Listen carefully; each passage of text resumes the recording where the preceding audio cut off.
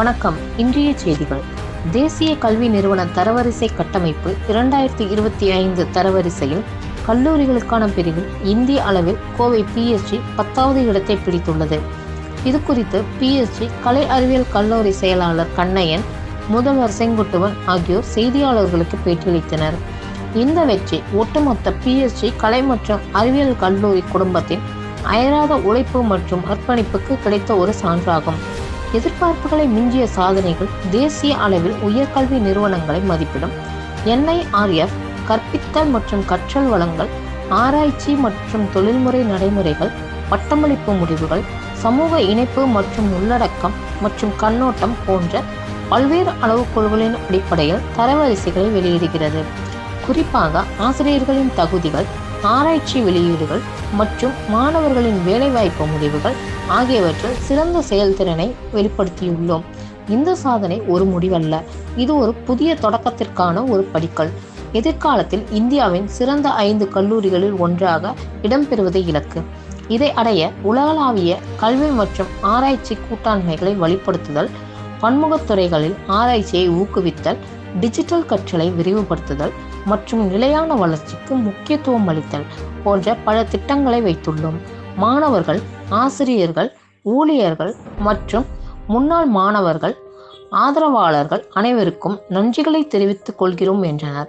பேட்டியின் போது கல்லூரி நூலகர் சிவகுமார் உடனிருந்தார்.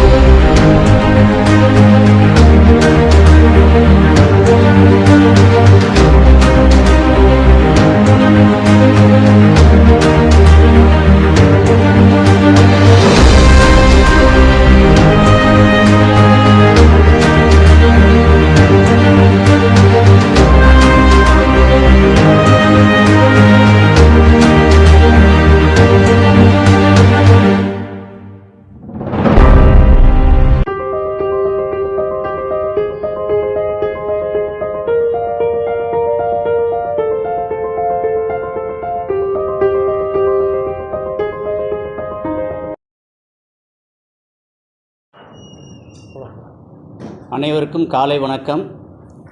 என்னுடைய பெயர் முனைவர் மா செங்குட்டுவன். பிஎஸ்ஜி கலை அறிவியல் கல்லூரியினுடைய பொறுப்பு முதல்வர்.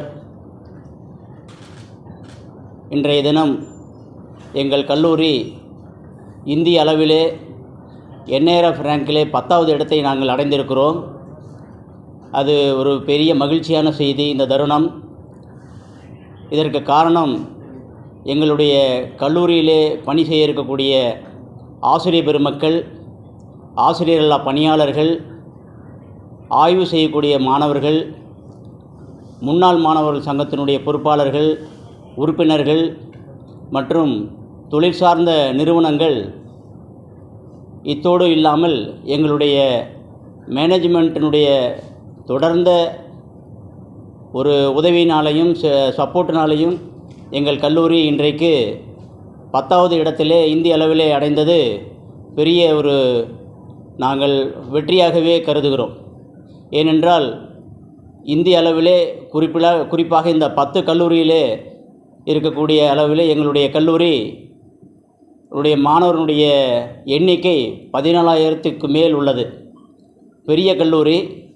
அப்படி இருந்தும் கூட நாங்கள் மாணவர்களுடைய வளர்ச்சியை, அவர்களுடைய அறிவு கூர்மையை முன்னெடுத்து செல்லும் வண்ணம், அவர்கள் உயர்கல்வியை பெறும் வண்ணம், தொழில்கள் தொடங்கும் வண்ணம், தொழில் சார்ந்த பகுதிகளுக்கு அவர்கள் வேலைவாய்ப்புகளை